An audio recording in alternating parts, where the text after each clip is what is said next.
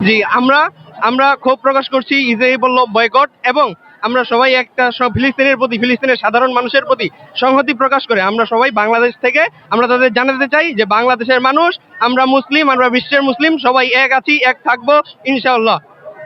পণ্য বয়কট করলে যুদ্ধ থেমে যাবে না, কিন্তু পণ্য বয়কট করে আমরা তাদের ব্যবসা বাণিজ্য, তাদের যে ইনকাম সোর্স হচ্ছে বিদেশি বিনিয়োগ টিনিয়োগ, এগুলোকে আমরা ডাউন লেভেল করে দিতে পারি। এরপরে আমরা হচ্ছে যুদ্ধ বন্ধের জন্য মুসলিম যেই বিশ্বগুলো কান্ট্রিগুলো আছে তাদেরকে একমত থাকার জন্য আহ্বান জানাচ্ছি, তারা যেন তাড়াতাড়ি কঠোর একটা পদক্ষেপ গ্রহণ করে। আরব দেশ নিয়ে এখন কিছু বলার নাই, তারা নির্বোধের মতো ঘুমাচ্ছে, তারা ইসরায়েল এবং আমেরিকার পাঁচাটা গোলাম হয়ে রয়েছে, তাদের ঘুম ভাঙে না।